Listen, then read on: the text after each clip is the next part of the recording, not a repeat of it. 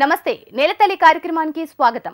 సేద్యంలో పెట్టుబడులు పెరిగి ఆర్థికంగా బలహీనమవుతున్న రైతులు ప్రత్యామ్నాయంగా అనుబంధ రంగాలైన చేపలు, పాడి పోషణ, కోళ్ల పెంపకం వంటి అదనపు ఆదాయ వనరులపై మొగ్గు చూపాల్సిన అవసరం ఉంది.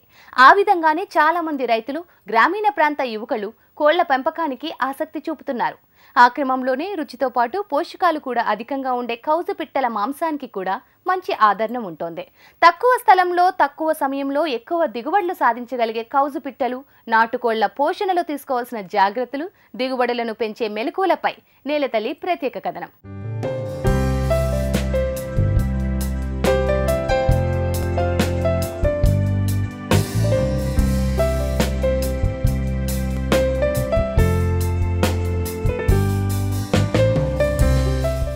చూడడానికి చిన్న కోడిపిల్లలాగా ఉంటాయి, హుషారుగా తిరుగుతాయి. ఉన్నపాటుగా ఎగురుతూ ఉండే ఈ కౌజు పిట్టలకు తిత్తిరి పిట్ట, అడవి పూరేడు పిట్ట, అడవి పూరి పిట్ట అని వివిధ పేర్లతో పిలుస్తూ ఉంటారు. ఈ క్రమంలో వ్యవసాయ అనుబంధంగా వీటి పెంపకం, పోషణ ఏ విధంగా ఉంటుంది?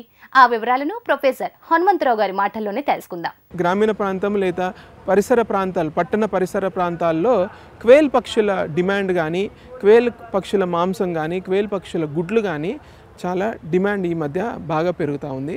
ఎందుకంటే ఈ క్వేల్ పక్షులు తక్కువ స్థల విస్తీర్ణం అవసరం పడుతుంది. ఒక చిన్న 10x10 రూమ్ కానీ 10x20 రూమ్లో కూడా మనం పెంచవచ్చు. దీనికి ఎక్కువ సాంకేతిక పరిజ్ఞానం అక్కర్లేదు. ఇవి రోగ నిరోధక వ్యవస్థ ఎక్కువగా ఉండి ఎలాంటి టీకాలు అవసరం ఉండదు. అదే కాకుండా వీటి మాంసము చాలా డిమాండ్లో ఉంటుంది, ఎందుకంటే కొలెస్ట్రాల్ తక్కువగా ఉంటుంది. కొన్ని ప్రాంతాల్లో వీటి గుడ్లకు కూడా ఎక్కువ గిరాకీ ఉంది. వీటి గురించి చూసినట్టయితే ఇవి 5 వారాల్లో మార్కెటింగ్ చేయొచ్చు. 4 నుంచి 5 వారాల్లో 200 నుంచి 250 గ్రాముల బరువు వస్తుంది 4 వారాల్లో. ఒక 0.1 SFT నుంచి 0.2 SFT స్థల విస్తీర్ణం ప్రతి పక్షికి, ప్రతి క్వేల్కి అవసరం పడుతుంది. Fast growing. ఒక సంవత్సరంలో మనం కనీసము 10 బ్యాచుల వరకు మనము సునాయాసంగా పెంచవచ్చు. 10 నుంచి 15 బ్యాచుల వరకు కూడా సునాయాసంగా పెంచవచ్చు. తక్కువ స్థల విస్తీర్ణము ప్లస్ వీటికి కావలసిన పోషక విలువలు కూడా మనం బ్రాయిలర్ దానా లాంటిది మనం అందించడం ద్వారా వీటి FCR కూడా ఎక్కువ ఉంటుంది, గ్రోత్ రేట్ కూడా చాలా బాగుంటుంది. వీటి FCR చూసినట్టయితే మనకు 4 వారాల్లో 450 నుంచి 500 గ్రాముల దానా తినేసి 200 నుంచి 250 గ్రాముల బరువు వచ్చేసి 2.3, 2.5 FCR వచ్చేస్తుంది.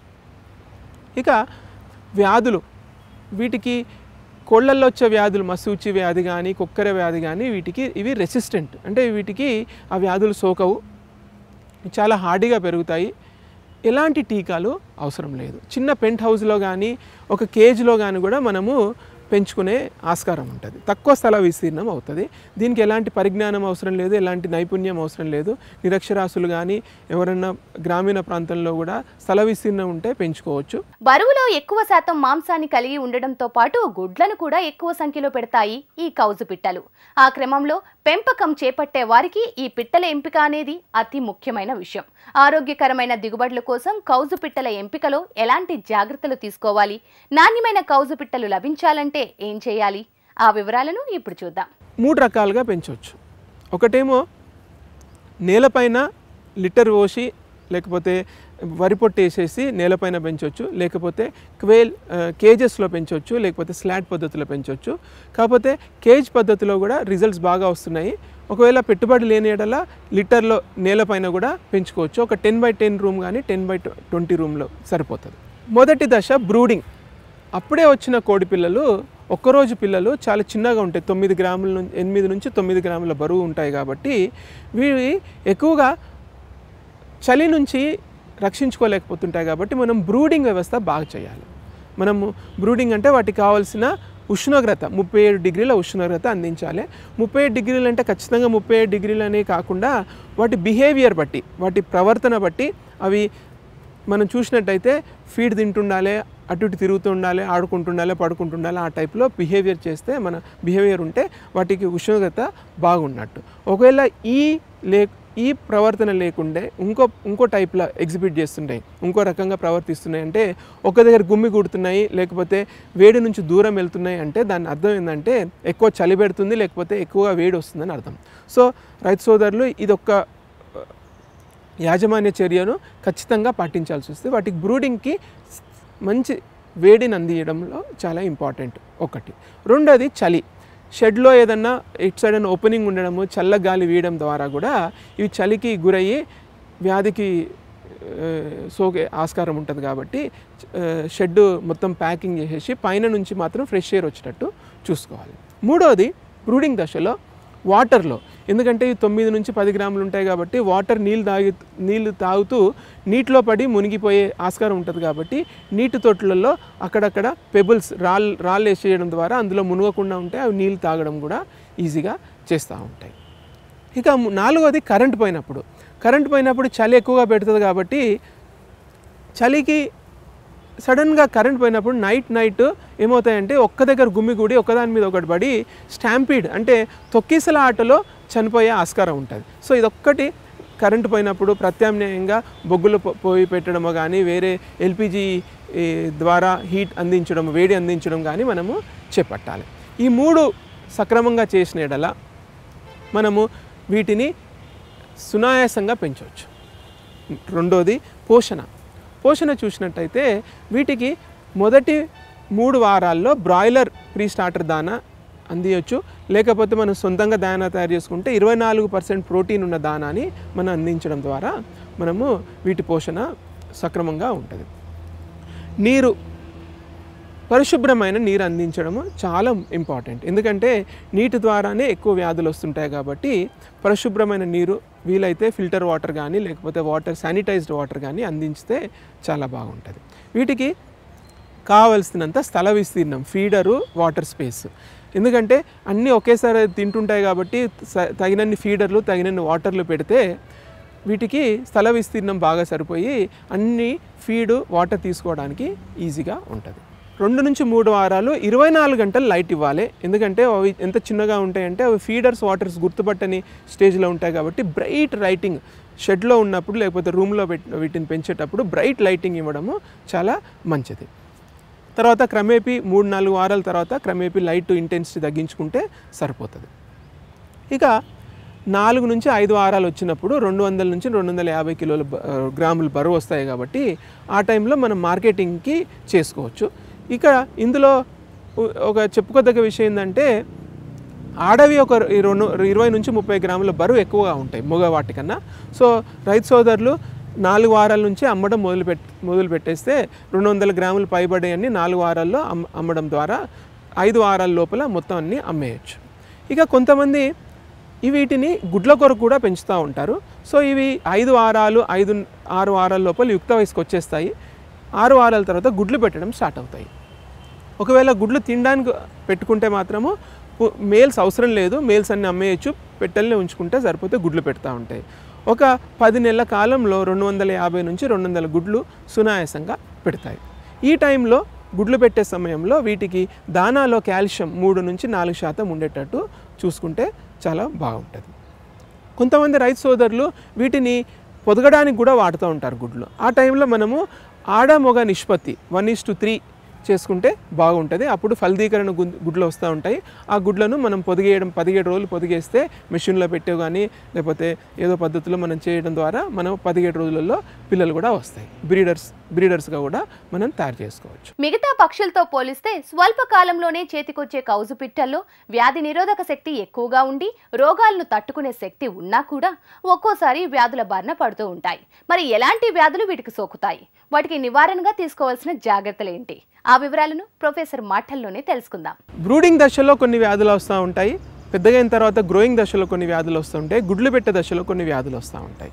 ఇవి ఏమైనా సరే ఇవన్నీ వ్యాధులు పూర్ మేనేజ్మెంట్ అంటే యాజమాన్యం సరిగా లేకపోవడం వల్లనే ఈ వ్యాధులు వస్తాయి. ఎందుకంటే ఇవి చాలా హార్డీ బర్డ్స్, డిజీజ్ రెసిస్టెన్స్, వ్యాధులకు బాగా తట్టుకోగలుగుతాయి. ఇలాంటి టీకాలు అవసరం లేదు కాబట్టి ఇవి ఓన్లీ అపరిశుభ్రత పరిస్థితి వల్లనే ఈ వ్యాధులు వస్తూ ఉంటాయి. బ్రూడింగ్ దశలో ఎలా అంటే వాటర్ కంటామినేషన్ ద్వారానో లేకపోతే నాణ్యమైన చిక్స్ కొనుక్కోకపోవడం వల్లనో లేకపోతే చలిగా ఉండడం వలన, ఎక్కువ చలి బ్రూడింగ్ యాజమాన్యం సరిగా లేకపోవడం వలన బ్రాంకైటిస్ రావడము, లేకపోతే దానా లో సరిగా ఇవ్వకపోవడం, దానా స్పేస్ సరిగా ఇవ్వకపోవడం వలన, లైటింగ్ పూర్గా లైటింగ్ ఉండడం వలన, అంటే వాటి ఫీడ్ వాటర్ ఎక్కడుందో గుర్తుపట్టకపోవడం, డిమ్ లైటింగ్ వలన ఇవి స్ట్రెస్కు గురవుతూ ఉంటాయి. దీంతోపాటు వాటర్ తాగేటప్పుడు కూడా లోతైన వాటర్ పెట్టడం వల్ల అందులో మునిగిపోయి చనిపోతూ ఉంటాయి.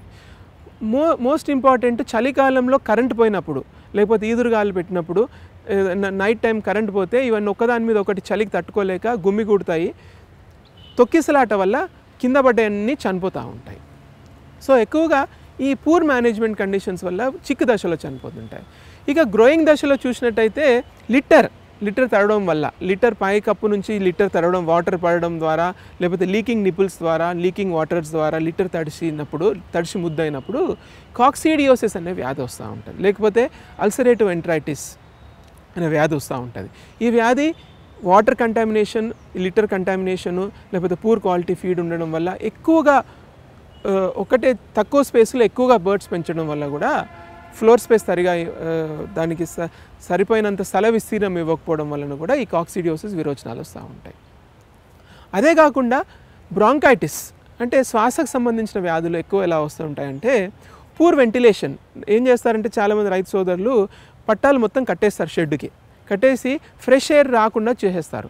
దాని ద్వారా లోపల అమోనియా వాయువు, కార్బన్ డైఆక్సైడ్ వాయువు, డస్ట్ విడుదలయ్యి బయటికి పోవడానికి ఆస్కారం ఉండదు. సో కంటిన్యూ అదే వాతావరణంలో, అదే దుమ్ములో, అదే carbon dioxide, high carbon dioxide, high ammonia కాన్సన్ట్రేషన్లో పెరగడం వల్ల శ్వాసనాళాలుకి దెబ్బతినేసి శ్వాస సంబంధించిన వ్యాధులు వస్తూ ఉంటాయి. ఇక గుడ్లు పెట్టే దశలో చూసినట్టయితే వాటర్ కంటామినేషన్ ద్వారానో, లేకపోతే ఏదన్నా ఇన్ఫెక్షన్ ద్వారానో, ఎగ్ బౌండ్ కండిషన్సో, పెరిటనైటిసో కండిషన్స్ వచ్చేసి గుడ్డు పెట్టే దశలో కూడా చనిపోయే ఆస్కారం ఉంటుంది. మొత్తానికి ఏదైనా సరే వాటర్ మోస్ట్ ఇంపార్టెంట్గా మనం తీసుకోవచ్చు. రెండోది వెంటిలేషన్గా తీసుకోవచ్చు. మూడోది దానా, నాలుగోది స్థల విస్తీర్ణము, ఐదోది ఒత్తిడి. ఈ 5 మనం కంట్రోల్ చేసినట్టయితే, వాటర్లో చూసినట్టయితే శానిటైజ్డ్ వాటర్, వీలైతే మంచి వాటర్ ఇవ్వండి, లేకపోతే వాటర్లో బ్లీచింగ్ పౌడర్ కలపండి, ద్వారా వాటర్ని మనం శానిటైజ్ చేయొచ్చు. రెండోది క్వాలిటీ నాణ్యమైన దానా ఇవ్వండి, మంచి బూజు బట్టని ముడి పదార్థాలు తీసుకొని మంచి క్వాలిటీ దానా ఇవ్వండి, ఫ్రెష్ దానా ఇవ్వండి. మూడోది వెంటిలేషన్, గాలి ప్రసరణ బాగా అయ్యేటట్టు చూసుకోవాలి, ఫ్రెష్ ఎయిర్ రావాలి. అప్పుడు అమోనియా వాయువు, కార్బన్ డైఆక్సైడ్ వాయువు బయటికి వెళ్ళిపోతుంది, దుమ్ము కూడా బయటికి వెళ్ళిపోతుంది, ఫ్రెష్ ఆక్సిజన్ వస్తుంటుంది కాబట్టి. నాలుగోది స్థల విస్తీర్ణం, చిన్న స్పేస్లోనే ఎక్కువగా పెంచాలనే ఆశతో ఎక్కువ రైతులు ఏమైతే ఉంటారంటే మొత్తం దానికి ఒకే ప్లేస్లో ఎక్కువగా కిక్కిరిసిగా పెంచుతూ ఉంటారు. దాని ద్వారా ఏమవుతుందంటే ఒత్తిడి గురవుతుంటాయి, బలిష్టమైనవి పెరుగుతుంటాయి, బలహీనమైనవి పెరగవు, తద్వారా వ్యాధులకు గురవుతుంటాయి. ఎక్కువ ఫ్లోర్ స్పేస్ ఇవ్వండి. తర్వాత వీటన్నిటికీ మూల కారణము స్ట్రెస్. ఇవన్నీ సరిగా వాటర్ లేకపోవడము, సరిగా దాన లేకపోవడము, తక్కువ స్థల విస్తీర్ణం ఇవ్వడము, మంచి వెంటిలేషన్ లేకపోవడం వల్ల స్ట్రెస్ గురయ్యి ఇతర వ్యాధులకి ఆస్కారం ఉంటుంది. కాబట్టి స్ట్రెస్ని తగ్గించడం ద్వారా మనము ఈ వ్యాధులన్నీ అరికట్టవచ్చు. మార్కెటింగ్లో చూసినట్టయితే ఆంధ్రప్రదేశ్, తెలంగాణ రాష్ట్రాల్లో పెరి అర్బన్ ఏరియాస్ అంటే గ్రామీణ ప్రాంతము, పట్టణ ప్రాంతంకి మధ్యలో ఉన్న అర్బన్ ఏరియాస్లో, కొన్ని అర్బన్ ఏరియాస్లో వీటి డిమాండ్ బాగా ఉంది. ఎస్పెషల్లీ డాబాస్ కానీ, హోటల్స్ కానీ పెరి అర్బన్ ఏరియాస్లో ఎక్కువగా డిమాండ్ ఉంది. ఎంత డిమాండ్ ఉందంటే వాళ్ళు ఒక బర్డ్కి 60 రూపాయలు, 100 రూపాయలు ఇచ్చే స్టేజ్ కూడా ఉంది. ఎస్పెషల్లీ చలికాలంలో బాగా డిమాండ్ ఉంది మాంసం కొరకి. సో ఇక్కడ ఇదొకటి. కొన్ని ప్రాంతాల్లో కోస్టల్ ఏరియాస్లో చూసినట్టయితే గుడ్లో కూడా బాగా డిమాండ్ ఉంది. సో కాకపోతే మన ఆంధ్రప్రదేశ్, తెలంగాణ రాష్ట్రాల్లో చూసినట్టయితే క్వేల్ పక్షులు మాంసం కొరకే ఎక్కువగా డిమాండ్ ఉంది. 4 వారాలు 5 వారాలు పెంచేసి వీటిని మార్కెటింగ్ చేసేసి ఒక వారం షెడ్ ఖాళీ పెట్టేసి షెడ్ని క్లీన్ చేసేసి మళ్ళీ ఇంకో బ్యాచ్ రెడీ చేసుకోవచ్చు. లేకపోతే మనం కంటిన్యూగా 4-5 రూమ్లో వివిధ ఏజ్ గ్రూప్స్ పెట్టడం ద్వారా ప్రతి వారానికి ఒక బ్యాచ్ అమ్మేటట్టు మనం ప్లాన్ చేసుకోవచ్చు. సో మాంసానికి ఎక్కువగా కన్జ్యూమర్స్ ఇష్టపడుతున్నారు కాబట్టి రైతు సోదరులు 4 వారాలు 5 వారాలు పెంచేసి మార్కెటింగ్ చేసుకుంటే చాలా ఉత్తమంగా ఉంటుందని చెప్పవచ్చు. క్వేల్ మాంసంలో చూసినట్టయితే మనకు లీన్ మీట్ ఎక్కువగా ఉంటుంది, అంటే మాంసకృతులు ఎక్కువగా ఉంటాయి ఒకటి. రెండోది వీటికి కొలెస్ట్రాల్ కంటెంట్, ఈ మాంసంలో కొలెస్ట్రాల్ కంటెంట్ చాలా తక్కువగా ఉంటుంది. అదేవిధంగా ఎల్డిఎల్ ఎల్డిఎల్ కొలెస్ట్రాల్ చాలా ఎక్కువగా ఉంటుంది, హెచ్డిఎల్ కొలెస్ట్రాల్ తక్కువగా ఉంటుంది. ఇవి కాకుండా వైటమిన్ అండ్ ఖనిజాలు కొంచెం శాతం కంపారిటివ్లీ చికెన్ కానీ వేరే ఇతర మాంసాలతో పోలిస్తే వైటమిన్ అండ్ మినరల్స్ కొంచెం ఎక్కువగా ఉంటుంది. అండ్ బయలాజికల్ వాల్యూ చాలా కంపారబుల్లీ ఎగ్ వైట్తో సమానంగా బయలాజికల్ వాల్యూ కూడా ఉంటుంది.